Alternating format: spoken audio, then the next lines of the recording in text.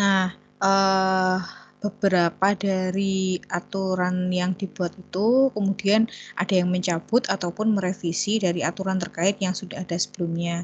Nah, salah satunya di sini terkait peraturan pemerintah nomor 18 2021 ini, hak pengelolaan hak atas tanah, satuan rumah susun dan juga pendaftaran tanah.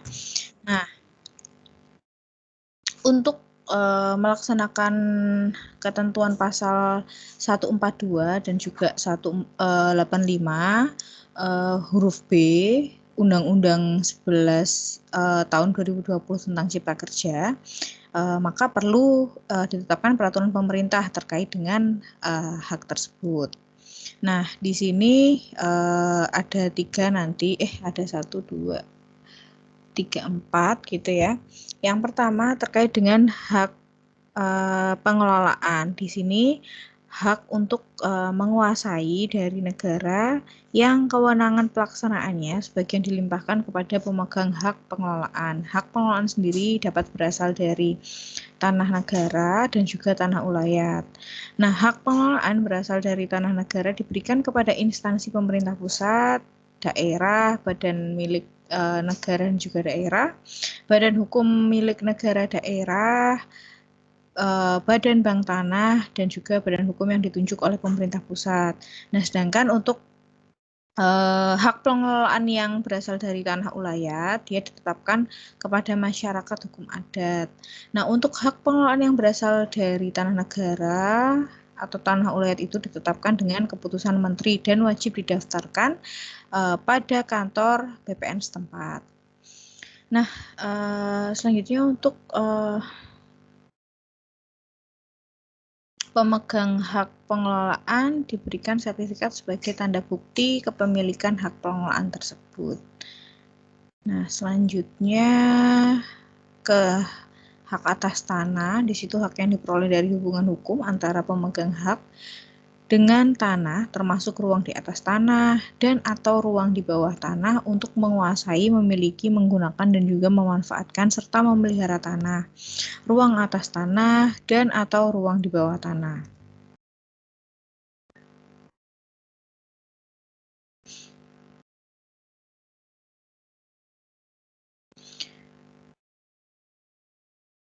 Nah, selanjutnya ini satuan rumah susun.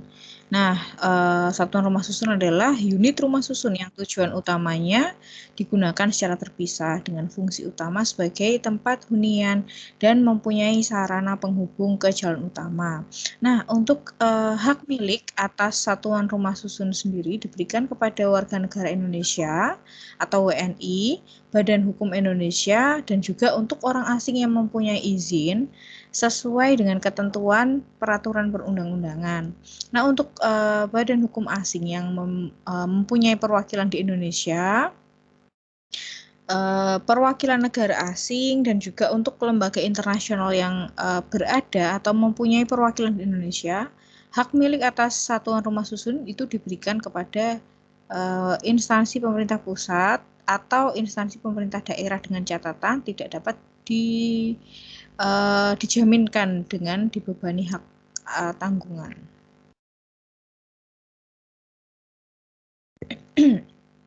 Nah, ini terbitnya aturan PP 18 tahun 2021 tersebut, nah itu mencabut ketentuan dari aturan yang sebelumnya. Ini yang pertama ada PP mencabut PP nomor 103 tahun 2015 tentang pemilikan rumah tempat tinggal atau hunian oleh orang asing yang berkedudukan di Indonesia.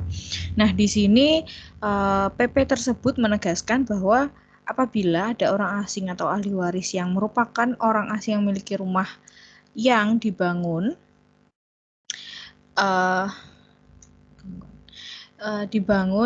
di atas tanah hak pakai atau berdasarkan perjanjian dengan pemegang hak atas tanah tidak lagi berkedudukan di Indonesia, maka dalam jangka waktu 1 tahun wajib melepaskan atau mengalihkan hak atas rumah dan tanahnya tersebut kepada pihak lain yang memenuhi syarat. Namun apabila dalam jangka waktu 1 tahun tersebut hak atas rumah dan tanahnya belum dilepaskan atau dialihkan kepada pihak lain yang memenuhi syarat, maka ketentuan pada PP ini, rumah tersebut akan dilelang oleh negara. Dalam hal ini dibangun di atas tanah hak pakai atas tanah negara, dan rumah menjadi milik pemegang hak atas tanah yang bersangkutan. Dalam hal rumah tersebut akan dibangun di atas tanah berdasarkan perjanjian sebagaimana dimaksud di perundangan tersebut. Nah, selanjutnya ada mencabut pula PP nomor 4 tahun 1996 tentang hak guna usaha, hak guna bangunan, dan juga hak atas tanah.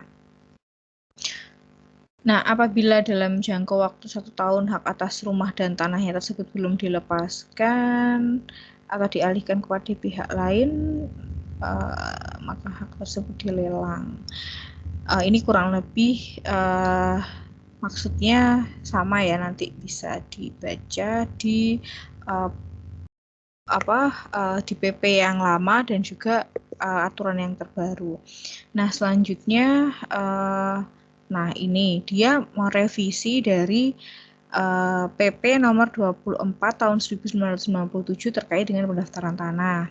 Nah, ini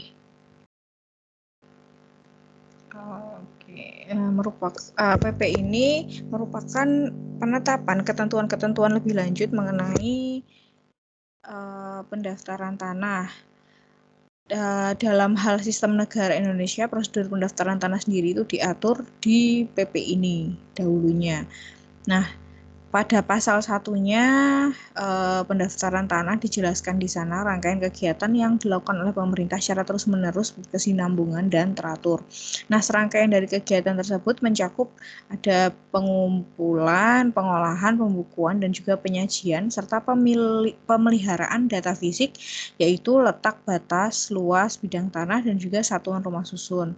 Selain itu juga termasuk data yuridis, yaitu mengenai status hukum bidang tanah dan juga satuan dari rumah susun tersebut. Oke. Nah, ini sertifikat tanah. Jadi dalam praktik administrasi pertanahan di Indonesia, hal yang beberapa bulan terakhir kemarin sempat tercetus ada sertifikat elektronik juga. Nah, kira-kira apa sih pendapat kalian tentang sertifikat tanah itu sendiri?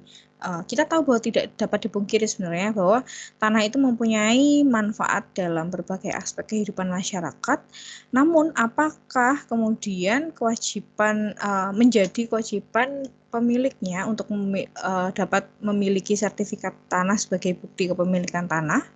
Nah, terkait pemakaian sebidang tanah, maka kepemilikan itu menjadi penting.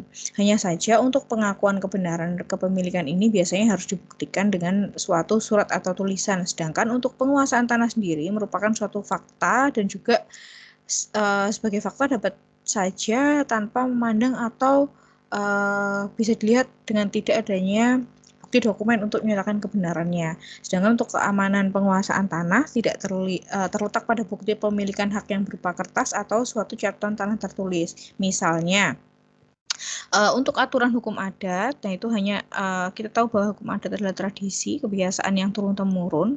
Nah, keamanan ini telah ada sebagai fakta atau kenyataan dengan ada atau tanpanya keterangan untuk membuktikannya.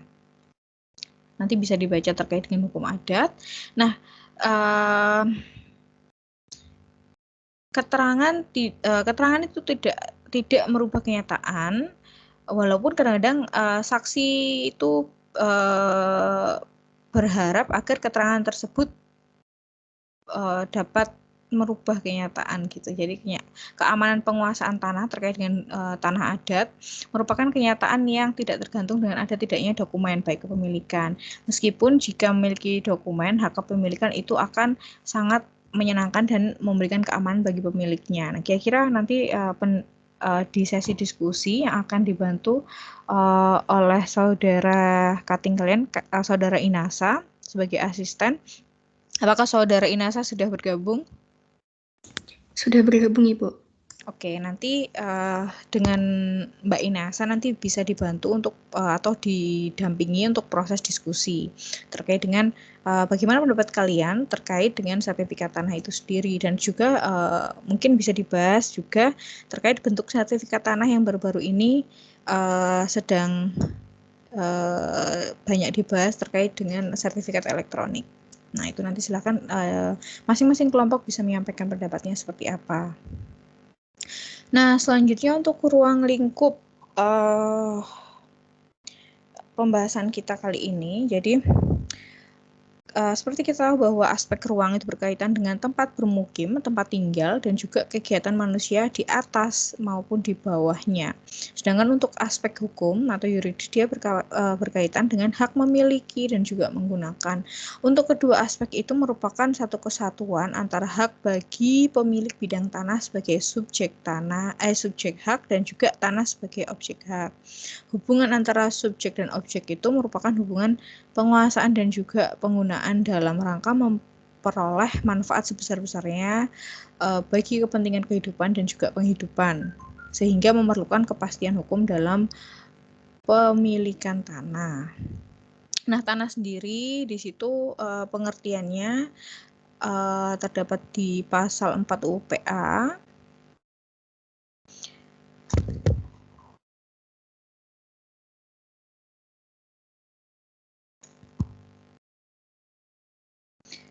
Teman-teman sudah pernah baca UU PA ya?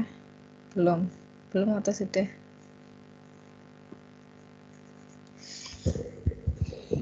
Oke, nanti bisa dibaca pada pasal 4, di sana menjelaskan tentang tanah itu. Di bagian awal itu juga sudah ada sebenarnya penjelasan terkait tanah. Tanah adalah permukaan bumi yang dapat dilekati sesuatu hak atas tanah. Tanah sendiri mempunyai aspek ruang dan juga aspek hukum. Oke. Nah, oleh karena itu tanah dapat meningkatkan kesejahteraan masyarakat. Nah, pemerintah sendiri berupaya meletakkan dasar-dasar untuk mengatur mulai dari penguasaan, pemilikan, peruntukan, penggunaan, dan juga pengendalian pemanfaatan tanah guna terselenggaranya pengelolaan dan juga pemanfaatan tanah untuk sebesar-besarnya kemakmuran rakyat dengan mengeluarkan Undang-Undang Nomor 5 Tahun 1960 tentang Peraturan Dasar Pokok-pokok Agraria, atau kita biasa menyebutnya UPA seperti itu. Nah, berdasarkan penjelasan di UUPA, tepatnya di Romawi 2, nanti teman-teman bisa buka di sana. UUPA berpangkal pada pendirian bahwa untuk mencapai apa yang ditentukan pada pasal 33 ayat 3 pada Undang-Undang Dasar 45, tidak perlu bangsa Indonesia atau negara bertindak sebagai pemilik tanah. Lebih tepat jika negara sebagai organisasi kekuasaan dari seluruh rakyat atau bangsa yang bertindak selaku badan penguasa. Nah, secara substansial, pemerintah yang diberi kewenangan yuridis untuk membuat aturan dan juga peraturan dalam bidang agraria tersebut untuk penyelenggaraan aturannya yang mencakup subjek, objek, dan juga hubungan hukum antara subjek dan objek tersebut. Oke. Nah, berdasarkan kewenangan tersebut yang mencangkup pengaturan hubungan hukum antara orang-orang dengan tanah, ditentukan adanya macam-macam hak atas tanah yang diberikan oleh negara. Nah, nanti bisa dibaca ada beberapa macam hak-hak di sana, hak atas tanah. Dan kewenangan itu nantinya dipergunakan untuk kepentingan yang berlangsung berhubungan dengan penggunaan tanah itu sendiri dalam batas-batas yang ditentukan oleh peraturan perundang-undangan. Nah, pengaturan dalam hal hubungan hukum terutama dalam pemberian atau penetapan hak-hak atas tanah merupakan wewenang negara yang dilaksanakan melalui pemerintah. Seperti itu. Dan untuk saat ini badan yang berwenang yaitu Kementerian ATR BPN dengan prosedur yang ditentukan dengan dalam peraturan perundang-undangan. Nah, terhadap pemberian atau penetapan hak-hak atas tanah tersebut dimaksudkan sebagai upaya untuk pemberian jaminan kepastian hukum bagi pemegang haknya. Oke, pendaftaran tanah sendiri diselenggarakan dengan cara yang sederhana dan mudah dimengerti setelah dijalankan. Biasanya dari pihak kantor-kantor badan pertanahan akan melakukan sosialisasi melalui aparatur desa setempat terkait dengan pendaftaran tanah tersebut. Nah, mengingat akan sifatnya sebagai peraturan dasar bagi hukum agraria, maka yang dimuat di UU PA itu hanyalah asas-asas serta prinsip-prinsip dalam garis besarnya saja, dan oleh karenanya disebut dengan Undang-Undang Pokok Agraria. Oke, dan selanjutnya untuk itu pendaftaran tanah sendiri.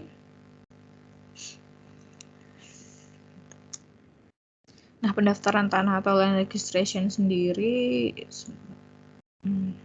tidak hanya mendaftarkan tanah secara fisik, melainkan juga mendaftarkan hak atas tanah guna menentukan status hukum tanah serta hak-hak lain yang membebani. Nah, dalam pelaksanaan pendaftaran tanah meliputi kegiatan pendaftaran tanah untuk pertama kali atau initial registration dan juga pemeliharaan data pendaftaran tanah atau maintenance. Nah, pada pasal dulunya di pasal 1 angka 9 pendaftaran tanah untuk pertama kali adalah kegiatan pendaftaran yang dilakukan terhadap objek pendaftaran tanah yang belum didaftarkan berdasarkan pasal 10 nomor tahun 61. Pendaftaran tanah untuk pertama kali dilakukan melalui pendaftaran secara sistematis, yaitu kegiatan pendaftaran tanah untuk pertama kali yang dilakukan serentak melalui meliputi semua objek pendaftaran tanah yang belum didaftarkan dalam wilayah atau bagian wilayah desa maupun kelurahan. Selanjutnya ada yang kedua itu pendaftaran tanah sporadik, yaitu kegiatan pendaftaran tanah untuk pertama kali mengenai satu atau beberapa objek pendaftaran tanah dalam wilayah atau bagian wilayah suatu desa atau kelurahan, baik itu secara individual maupun bisa dilakukan secara massal. Oke, sedangkan untuk pemeliharaan data pendaftaran tanah yaitu merupakan kegiatan pendaftaran tanah untuk menyesuaikan data fisik dan juga data yuridis dalam peta pendaftaran. Nah, ada peta pendaftaran, daftar tanah, surat ukur, buku tanah, dan juga sertifikat serta perubahan-perubahan yang terjadi kemudian. Nah, ini sangat memungkinkan karena memang tanah itu menjadi komoditas gitu ya, bisa diperjualbelikan atau dialihkan hak-haknya. Seperti itu.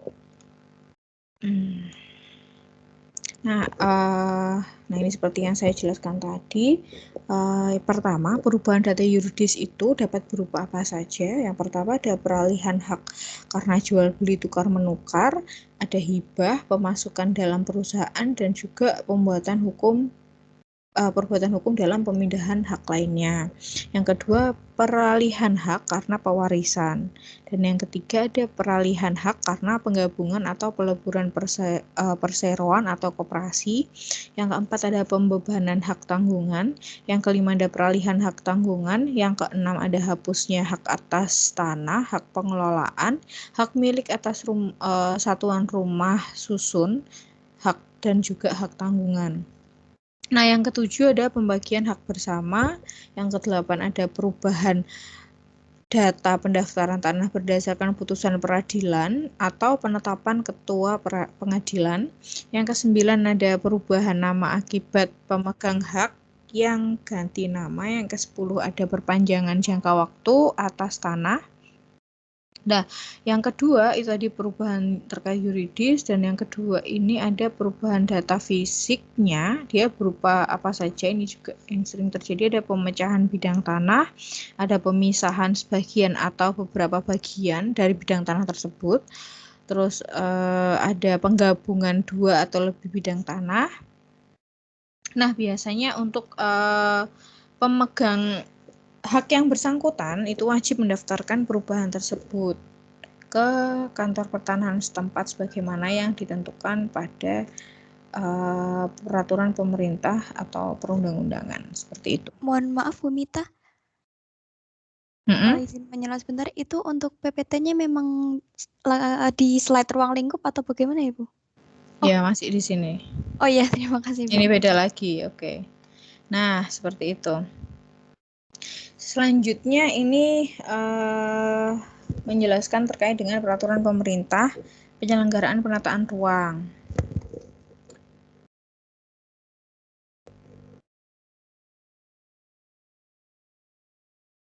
Oke, kita ke penataan ruang.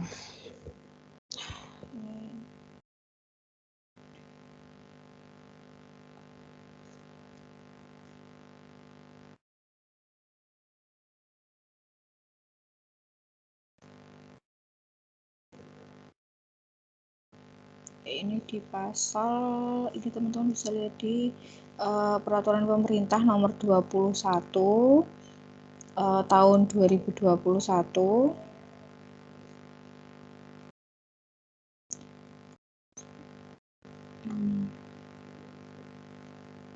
Nah, ini jadi peraturan pemerintah ini mengatur penyelenggaraan penataan ruang, meliputi apa saja. Yang pertama, perencanaan tata ruang, ada pemanfaatan ruang, pengendalian pemanfaatan ruang, pengawasan penataan ruang, pembinaan penataan ruang, dan juga kelembagaan penataan ruang. Nah, ini untuk perencanaan tata ruang sendiri, nanti teman-teman bisa dibaca ini mulai dari pasal 3 sampai pasal sekian ya, nanti sesuai dengan pembahasannya. Nah, ini untuk nanti ini. Nah, ini untuk perencanaan tata ruang sendiri, nah itu dilakukan untuk menghasilkan dua rencana ini ya, rencana umum tata ruang dan juga rencana rinci tata ruang. Nah, untuk rencana umum tata ruang sendiri, sebagaimana yang dimaksud, secara hierarkis terdiri dari rencana tata ruang wilayah nasional, rencana tata ruang wilayah provinsi, rencana tata ruang wilayah kabupaten, dan juga rencana tata ruang wilayah kota. Sedangkan untuk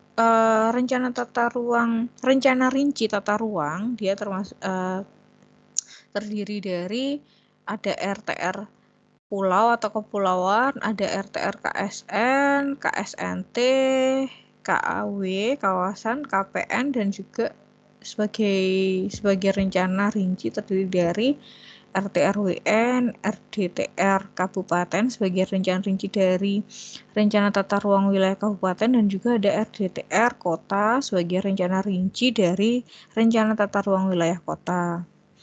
Nah, selanjutnya ke Peraturan Pemerintah Republik Indonesia Nomor 68 Tahun 2010 tentang bentuk dan juga tata cara peran masyarakat dalam penataan ruang. Di sini tujuan dari pengaturan bentuk dan juga tata cara peran masyarakat dalam penata ruang adalah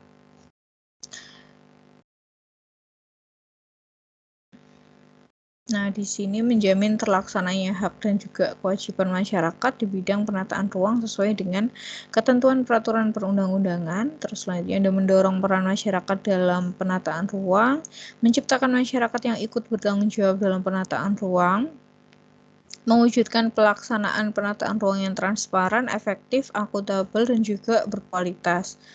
Dan yang terakhir, meningkatkan kualitas pelayanan dan juga pengambilan kebijakan terkait dengan penataan ruang.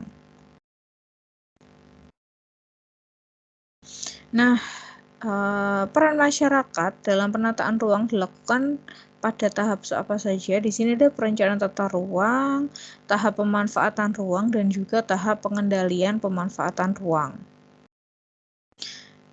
Nah, masyarakat memang berperan dalam perencanaan tata ruang, pemanfaatan dan juga pengendalian ruang sesuai dengan hak dan kewajiban yang ditentukan dalam peraturan perundang-undangan. Nah, peraturan pemerintah ini kemudian mengatur bentuk dan tata cara serta peran masyarakat dalam penataan ruang pada tahap perencanaan tata ruang, pemanfaatan dan juga pengendalian ruang.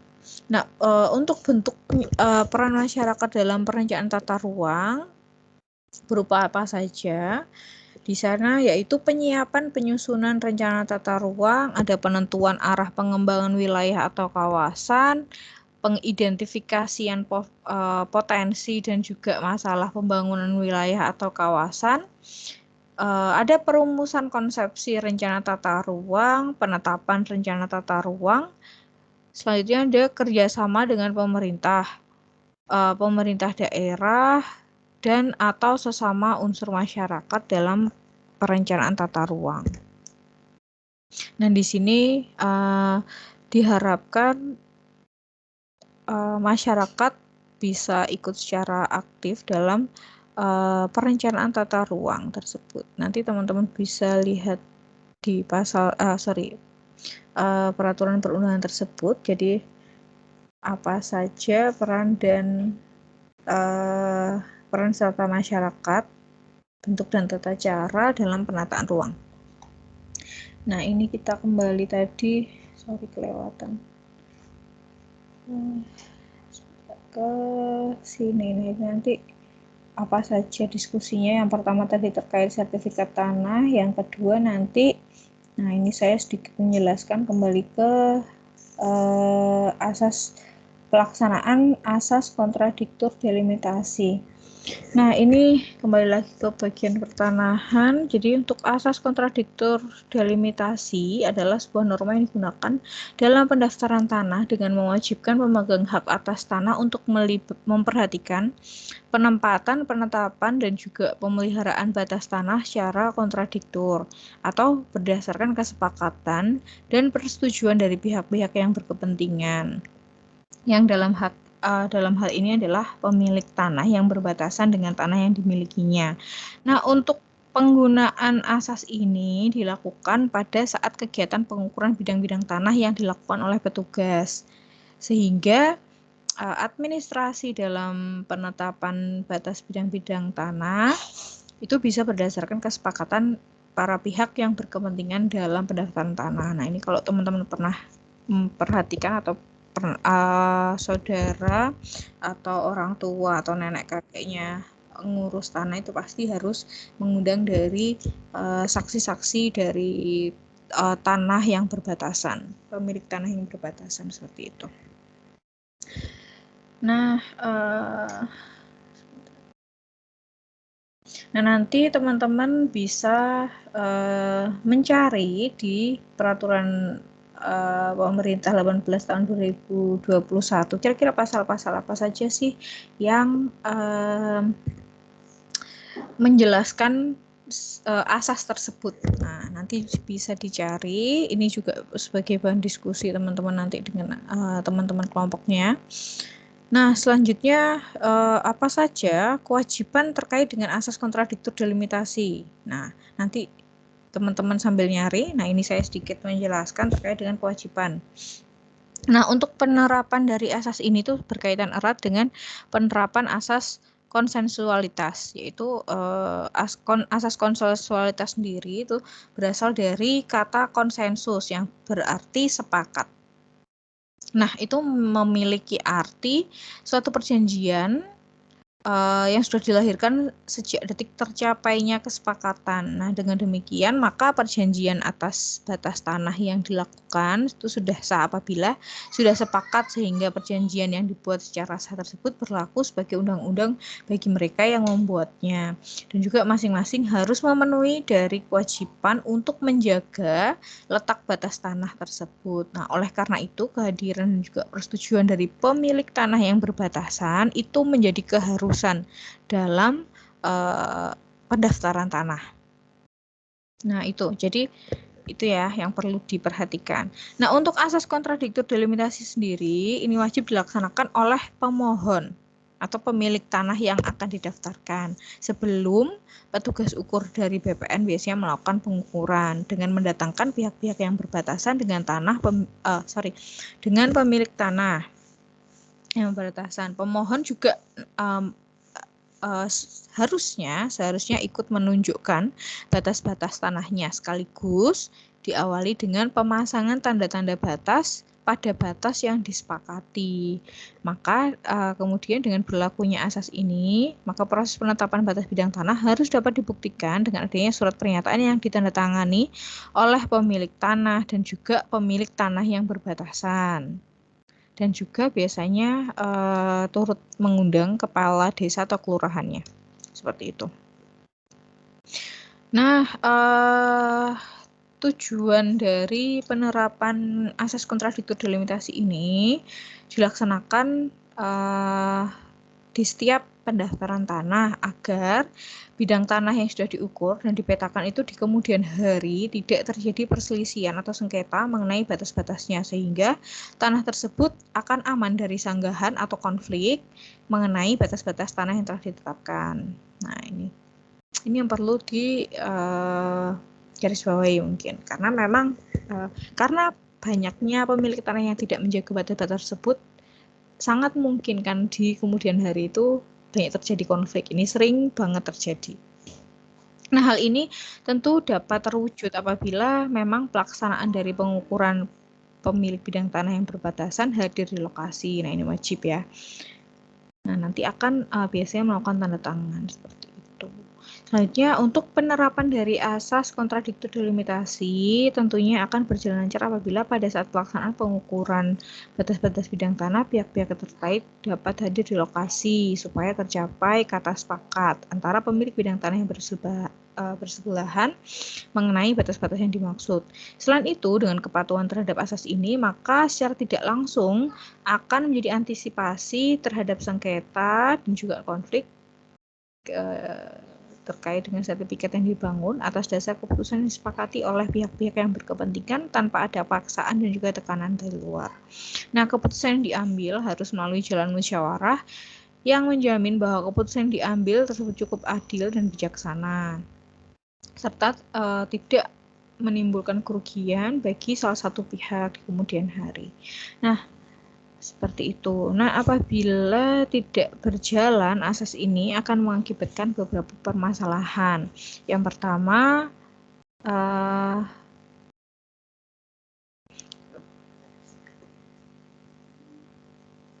nanti adanya sengketa batas tanah, para pihak yang bersangkutan biasanya tidak hadir itu bisa menyebabkan asas kontradiktor delimitasi ini tidak bisa tercapai, tanah yang diukur tidak dipasangi patok sebelumnya, ada persoalan teknis, misal sejarah tanah tersebut tidak diketahui, tidak lengkap yang dimiliki biasanya tanah warisan misalnya. Jadi tanah warisannya itu si pemilik tanah yang saat ini tidak tahu sejarahnya secara lengkap. Bahkan biasanya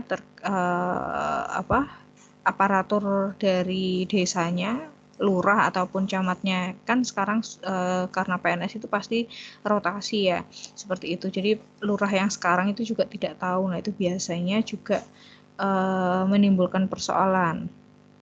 Selanjutnya, kurang atau tidak adanya sosialisasi terkait dengan pendaftaran tanah. Mungkin yang bersangkutan juga tidak hadir waktu ada sosialisasi. Nah, selanjutnya ada oknum yang tidak bertanggung jawab ataupun ada calo tanah. Nah, seperti itu. Dan juga itikat yang tidak baik dari pemilik tanah itu juga bisa menjadi permasalahan terkait dengan asas kontradiktor delimitasi yang tidak tercapai ketika di lapangan seperti itu. Oke. Mungkin saya cukupkan, ini nanti saya langsung oper ke Saudara Inasa untuk nanti membantu proses diskusi. Sebentar. Jadi apa saja sebagai catatan tadi? Yang pertama terkait dengan sertifikat tanah. Yang kedua tadi asas kontradiktor delimitasi. Dan yang ketiga ini adalah bagaimana pendapat atau hasil kajian saudara terkait dengan gap teori dan regulasi, gap regulasi dengan kebijakan, gap kebijakan dengan empirik. Selanjutnya, gap antara apa yang telah disebutkan tadi dengan mondial dan juga spasial. Nah, itu nanti terkait dengan tata ruang dan kegiatan sektoral, tata ruang dengan pertanahan. Nah, itu nanti bisa teman-teman lakukan diskusi dan juga nanti laporannya bisa dikumpulkan untuk deadline-nya bisa sampai minggu depan, seperti itu. Jadi tidak ada learning journal, tapi nanti teman-teman langsung melakukan melalui lembar ini ya, lembar tugas atau laporan LKM gitu, semacam LKM, nanti dikumpulkan minggu depan sebagai luaran dari diskusi dari kelompok saudara minggu ini, seperti itu. Oke, ada yang mau ditanyakan?